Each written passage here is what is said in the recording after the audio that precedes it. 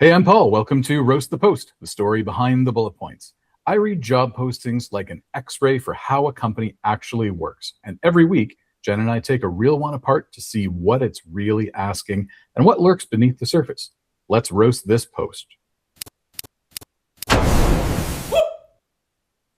Oh boy.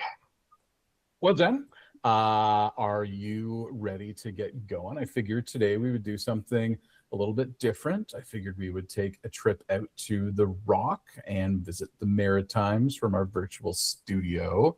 How much fun is that going to be? Are you ready for that? I'm ready for it. Absolutely. Sweet. All right. So for the folks at home, we are going to put in the show notes a link to the job description so you can follow along if you want to. And there will also be some other goodies in there, like if you're looking for a job and this kind of resonates with you. We put in things like questions that you might want to ask if you're applying for a job like this. And on the other side of the table, if you're writing job ads, we also put in the show notes in the show episode page some suggestions on how you can avoid some of the problems that come up. So make sure to check that out too. And as always, if you like this, share it with friends and hit the subscribe button. Get more of that goodness in your inbox every week. For today, let's get going though. Roasty profile. So this job is for a loan consultant. We don't know who they are reporting to. Size of the company is 1,001 to 5,000 people. It's in the financial services industry. And what do they do? This is an alternative banking organization. They do consumer lending, residential and commercial mortgages, consumer deposits and GICs, credit cards, rewards programs, retail financing, automobile financing, personal loans, digital lending. They do pretty much everything in the consumer finance space, except for actually have bank accounts. So I forget what the classification of those types of banks is. It's like Schedule 2 or something. It's not the same as a bank that you might go to open a checking account, like an RBC or a Scotiabank. Head office, they are located in Toronto, but this job is for a position in St. John's, Newfoundland, Canada. The company as a whole operates across the country, coast to coast, and the type of job is a permanent full-time job on site, and it doesn't say what the working days are, but it's an on-site job, which as we get into will kind of make sense.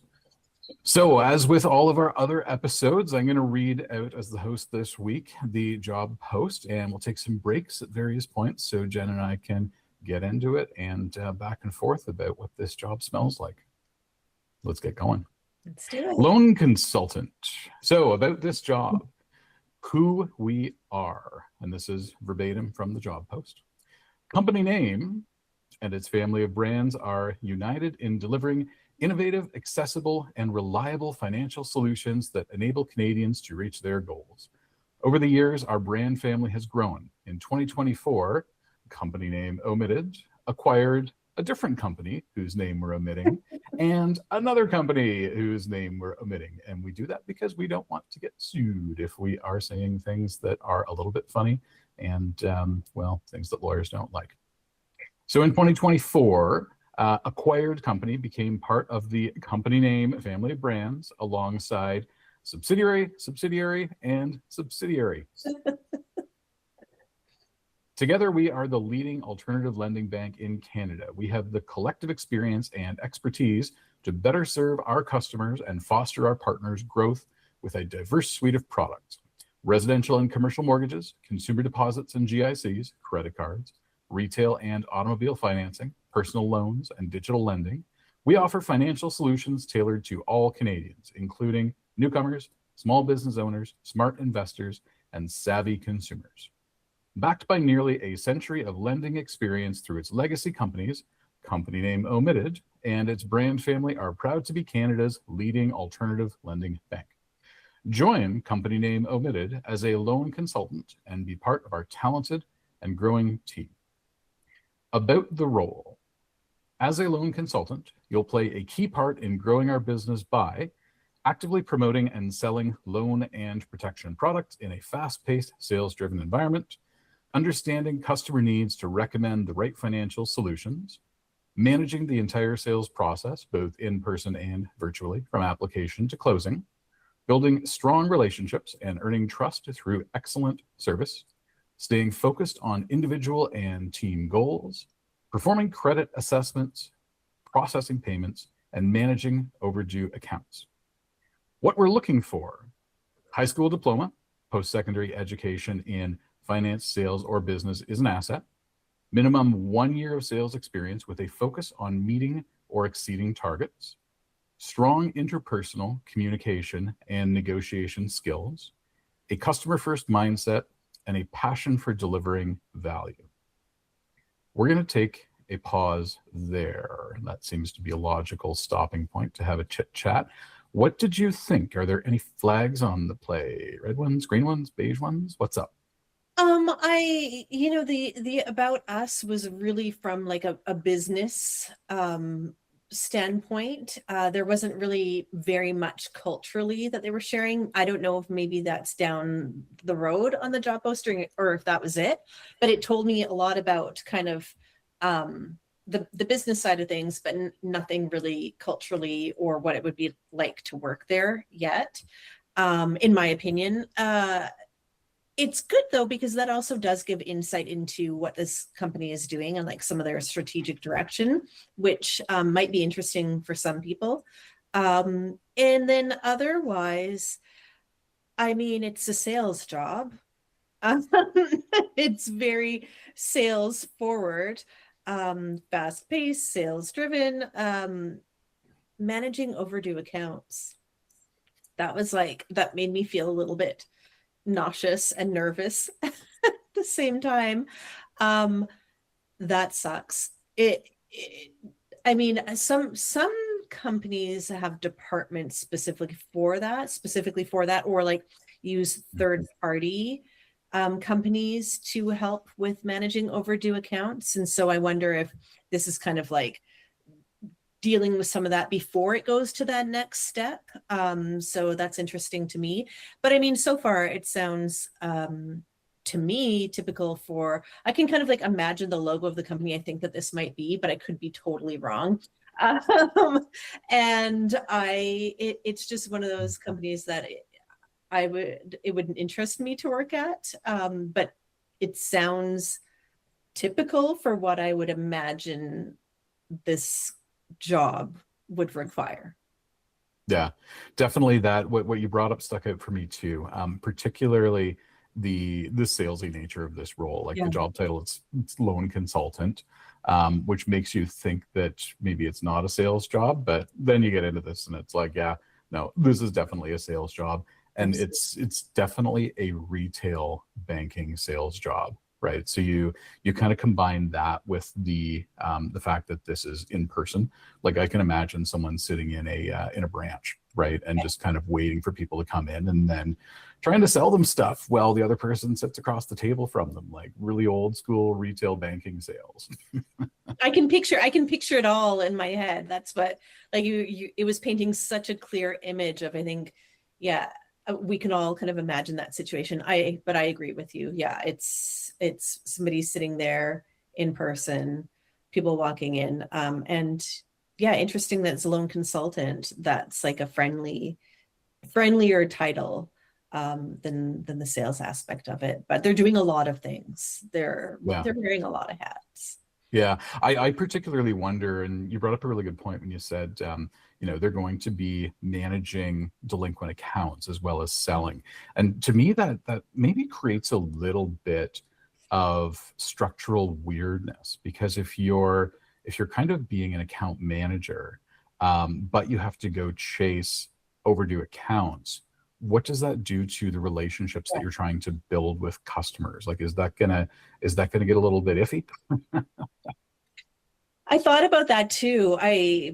Before I thought of that first. No, I'm just kidding. I thought of it too. But my thought process was kind of like, it might be beneficial to have established these good relationships and use that to your advantage when you are chasing the delinquent accounts. who knows, it might work in the favor. Reporting structure too is something interesting. It doesn't list that. And so I wonder if this is somebody working, are you working solo in this branch, or are there other team members around you? Is there a branch manager? Because in my head, I would imagine there would be a branch manager.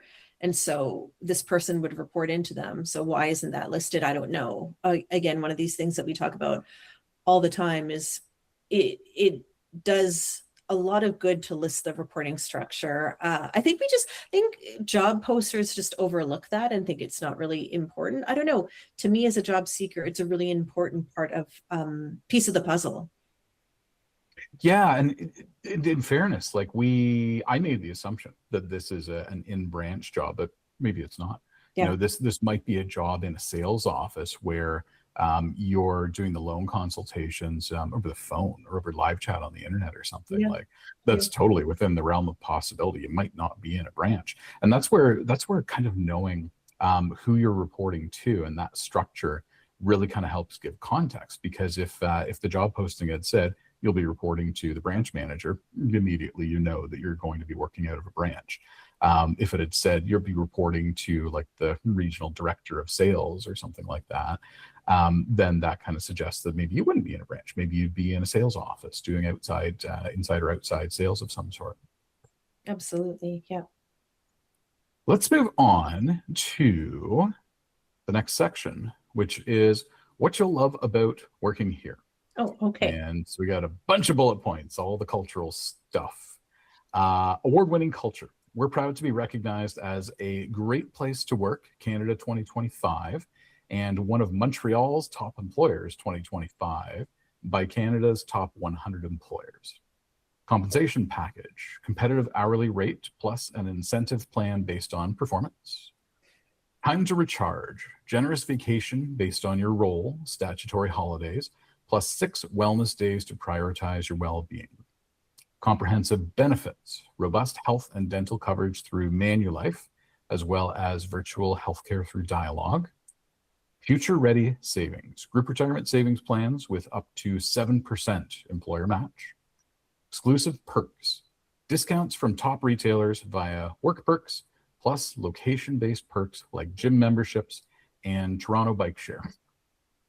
Continuous growth, education assistance program and Fairstone Academy for training and skills development.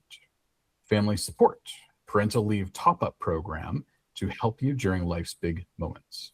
Community impact, 1 paid volunteer day to give back to causes that work for you. For more information on who we are as an employer, click here.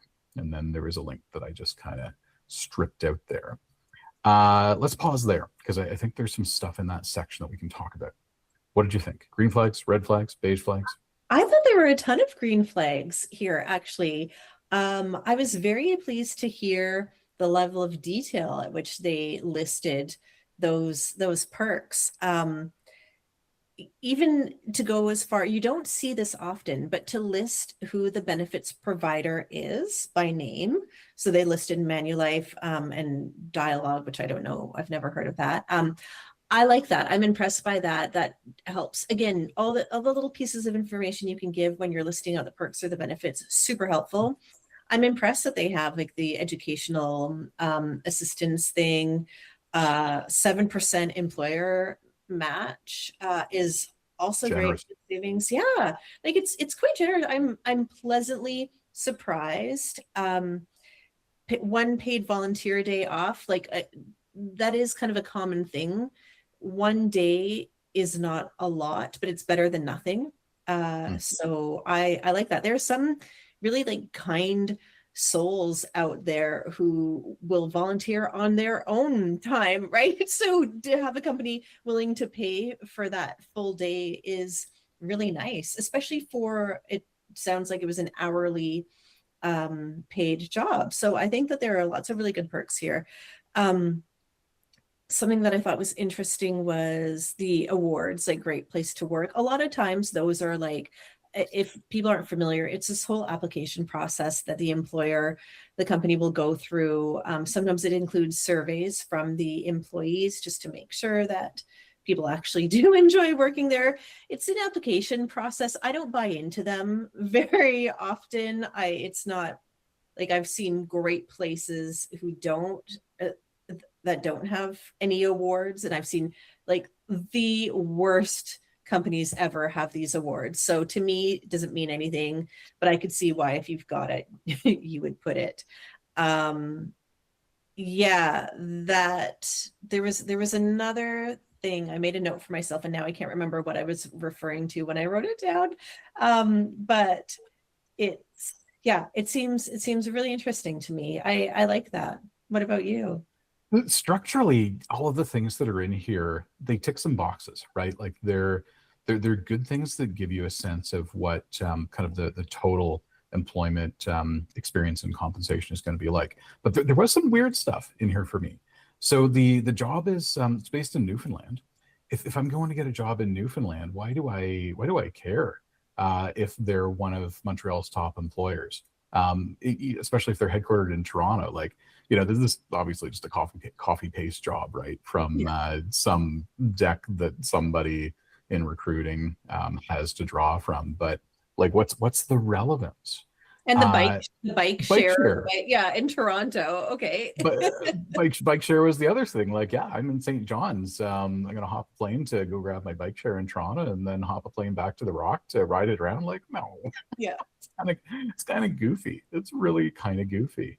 But that being said, it's good that this stuff is here because it gives you a bit of a picture. And the 7% thing, that really does impress me. Because that is very generous for an RRSP match. That's really generous. I don't think I've ever seen one that high for like a kind of entry level position. Yeah, let's carry on though. The next section kind of gets into stuff that's a little bit more context for this. And it is called What You Can Expect, Pay and Process. So this is the part where we're going to guess the wages, the salary. Now, for context, minimum wage in Newfoundland, $16 an hour. So they've put down an hourly rate range. What do you think it is? I feel so not ready to answer that question. It's early. It's early in the job post. Like you see these at the end most of the time. Yeah, it's really early in the job posting. I don't know. Like I know nothing about Newfoundland. I mean, I've been there, but beyond that, in terms of what the pay would be like, I want to say, because you also have to think about things when you're thinking about compensation. They had also mentioned some kind of bonus structure or incentive, right? Like that was in there. And so usually if there is some kind of extra pay, usually that means that the hourly rate or the salary might be lower to compensate for that. So it's kind of like a little way to play around. My heart wants to tell me $24 an hour, but I feel like that's generous. So I'm going to say like 18 to 21 is my guess per hour. You were super close, super close. So the range that they listed out was $17.52 to $22.50 an hour. $17.52 to $22.50. Okay, so I wasn't that far off. You were close. 18 to 21. Okay. Yeah, you were close. So rest of this section, the bullet point that has the wages in it says expected base hourly rate range of $17.52 to $22.50 an hour, plus the opportunity to earn uncapped monthly bonuses tied to performance. Your success drives your earnings. That's all that it says about that, though. Next bullet point.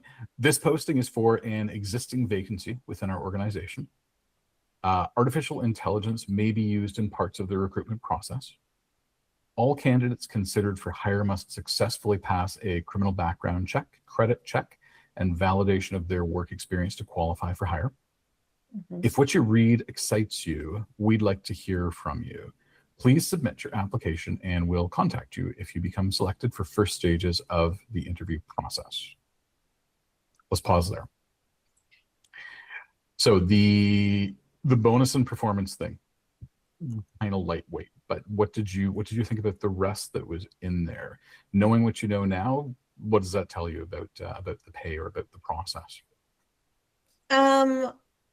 Yeah, I want to note that this is the problem. When I'm not the host, I'm writing notes as you're talking to refer back to, and then I cannot read my writing. Like, for those watching, this is what I've written, and I don't know.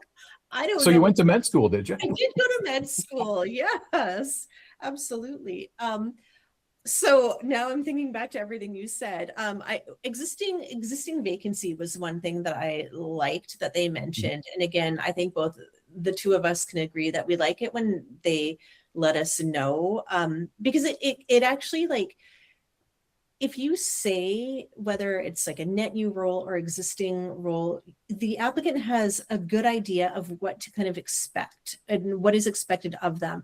Are you creating processes from scratch? Are you building things, or are you just inheriting existing systems and maybe tweaking them as needed or whatever? Like, it's just a very different entry point into the organization and a very different, like, 30, 60, 90 day experience. So I do like when they explain that. The bonus is, again, going back to like sales heavy position. This reminds me of years ago, I worked at a very well-known large laser eye surgery clinic.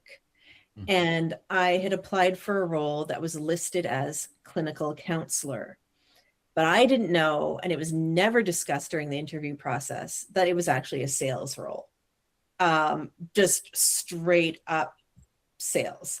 And I'm not a salesperson at all. Like, they did price matching, and it was one of those things that if somebody came in and said, like, oh, somewhere else is charging this amount, can you match it? We would do it, but we're not going around saying we're price matching. And like, every person that came in, I'd be like, hey, did you know that we price match? Go look at like this flyer or whatever and bring it in. Like, I was so terrible at it.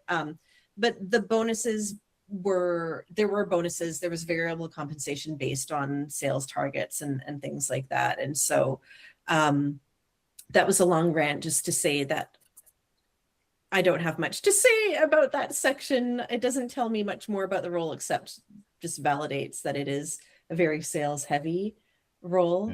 Yeah. The performance-based model for bonusing and stuff, for a sales role, especially like this, when you're basically making minimum wage. You're not making a whole lot more than minimum wage. You kind of want to know how much extra money you can get out of it if you're hungry, right? Like, it feels a little bit light to me. Like, I would have liked to see, as an applicant, more about the compensation structure. And sure, you can ask in the interview and they may give you a straight answer. They may dance around it, who knows? But if I'm going into this, I kind of want to know, like, hey, can I top up my earnings? Can I double, can I triple, can I quadruple them? And actually make a career out of this? Or is this basically like a summer job for a student or something? Because if it's minimum wage and, maybe your bonuses will work out to an extra $500,000 a month, something like that, that's tough to make a life out of that kind of money. So it's a little light for me on that. I found it interesting that they mentioned artificial intelligence in here, because in Ontario you have to do that now if you're going to use AI during the analysis and screening kind of like portion of the hiring phase. You have to disclose that during your job posting. What kind of makes me a little bit interested about this, though, is the use of the word may, because may is not a disclosure word. We might do it, we might not. That's not a disclosure. So, like, does this actually fall outside of the rules? I don't know. I mean, this is one of those things that we're all going to find out about over time as this particular legislation is tested in the courts and tested by fines handed down from the Ministry of Labor. Absolutely. And I think, like, you were saying that it's not a requirement there yet to It is. It is, yeah. Yeah. The two key things that came out of the I forget what the act is called, but basically employer transparency in hiring that dropped in January, like a month ago, you know. Big thing number one, got to list a salary range. Big thing number two, got to disclose the use of AI in the hiring process. I just wasn't sure if that was for Newfoundland, if it was across the board, like.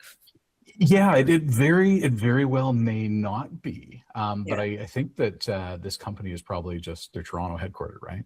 So they're probably saying, okay, we're going to apply the same standard to everything everywhere, because you know, how do we really want to keep track of which province we have to do this and not have to do this? Like, it's a lot easier just to do it.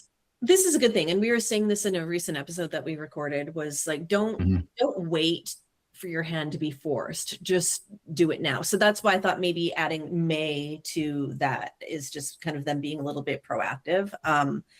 Yeah, the other thing too, this job requires a background check and credit check, which I have feelings about background checks, but in certain jobs, I understand that it's a requirement. Working in like financial industry, working with children, elderly, things like that, totally get it. And the feelings at some point, I guess, maybe we need to have a solo episode just to talk about all of the kind of, I don't know, like compliance type things that go into certain job applications.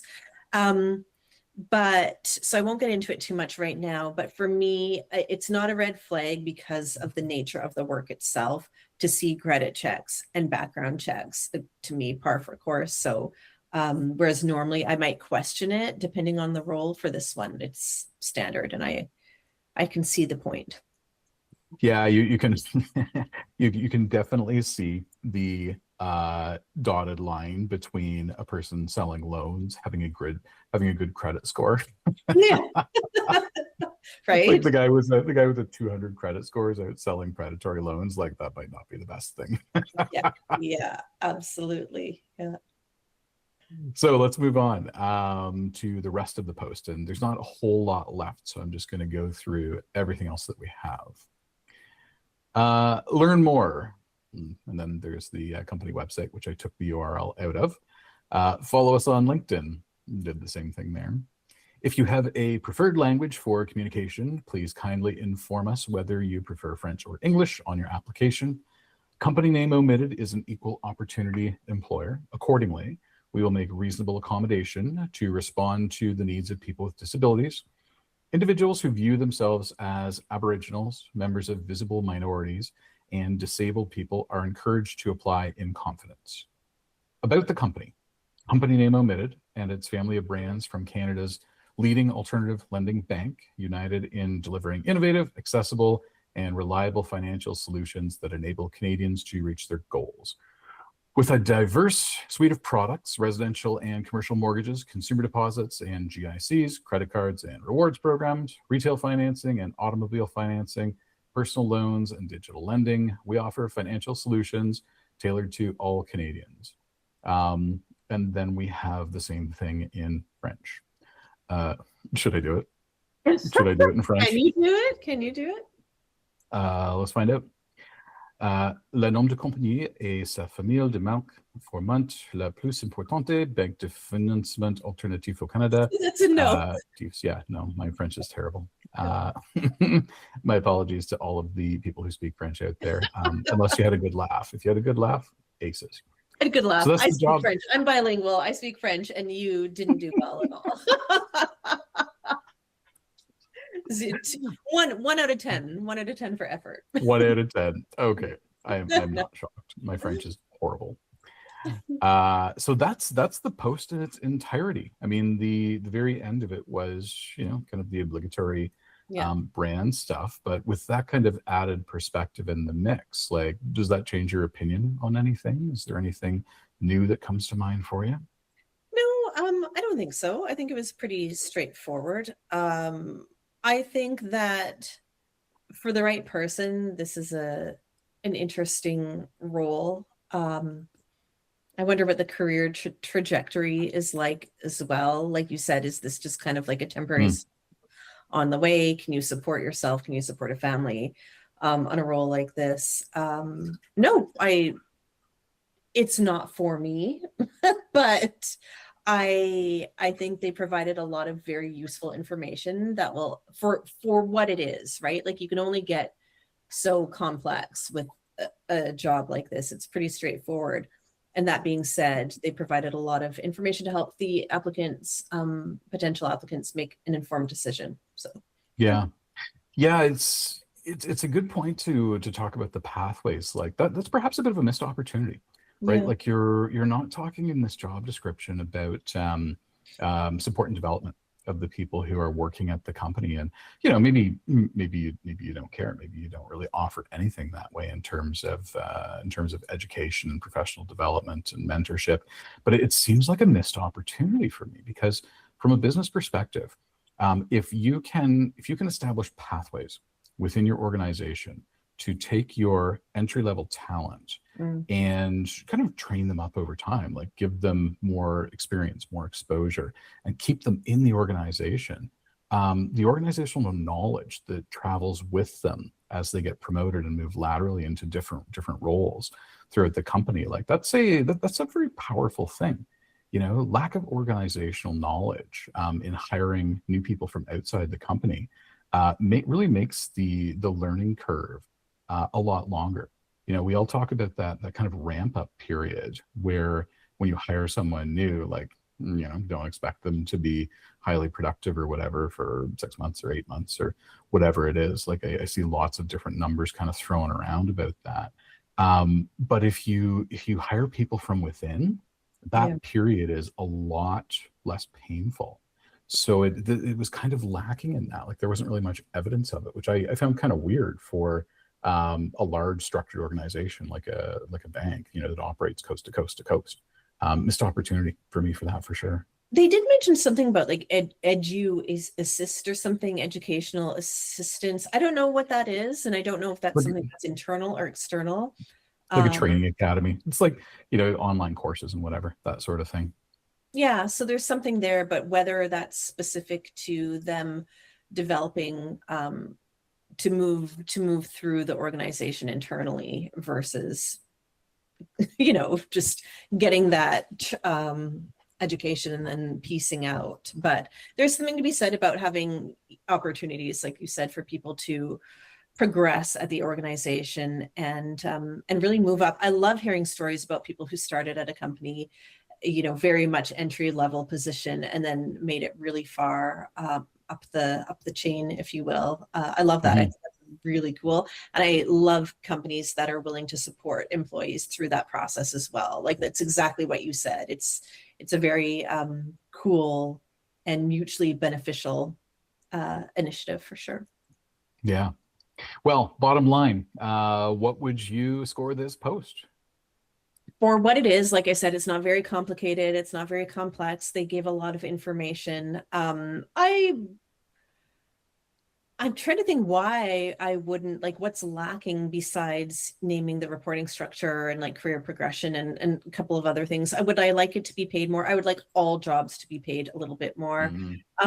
So I can't really fault them. They've posted all the information that they can. I'd say like it's I don't know, like a 7, 8 out of 10 for me. Yeah, I was in the same ballpark. I would give this one an 8 out of 10. Same thing. Be nice if it was more money, but it is what it is. And if we go back to kind of thinking about like the education that they listed, like this is a job that you can get with just a high school diploma, right? You don't need a college or a university education, even though they said that they're considered assets, right?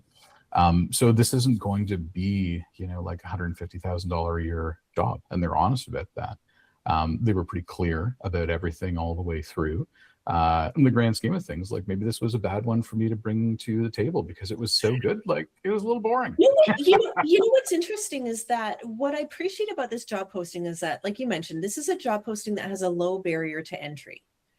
It doesn't have a lot of wild requirements, and yet they're treating it with a respect of a job that is a Great higher point. barrier to entry. We've seen other job postings, we've roasted other postings that have a way higher barrier to entry, and the job posting is just shit. It's like almost rude and disrespectful. This is a very respectful job posting, and so kudos to them for that. They're like they know who they attract, and it sounds like they kind of know what they're doing here. And yeah, they gave it the exact same treatment that they would, I would imagine, any other job posting, and I really like that. Yeah, that's a really good point. That's a really good point. Like there was nothing in this job posting that stood out for me as potentially exploitive. Yeah, Right? Like just because a job is low paid, it doesn't necessarily make it an exploitive situation, right? exactly. And there was nothing that really stood out here that was like, oh, we're gonna screw you. Yeah, I mean, they even had like parental top up and things like that for an hourly job, and the benefits and everything. That's wonderful. I can't really fault them. Just get a couple of roommates. Yeah, exactly. Absolutely. Yeah. Well, I think with that in mind, like quick job post, pretty good score. We can consider this one roasted, though not a whole lot of it caught on fire. Glad you could spend some time with us on Roast the Post, the story behind the bullet points. If today's episode helped you make sense of the hiring landscape, or at least feel less alone in navigating it, don't forget to subscribe. You can find us on YouTube or follow the show on whatever podcast app you trust with your sanity. We're always looking for interesting job postings to break down. So if you've got one, whether it's surprisingly good or impressively confusing, send it in. Listener submissions keep things spicy. Follow that link in the show notes for more. Thanks again for listening. Catch us next time when we take on another posting that definitely has something to say.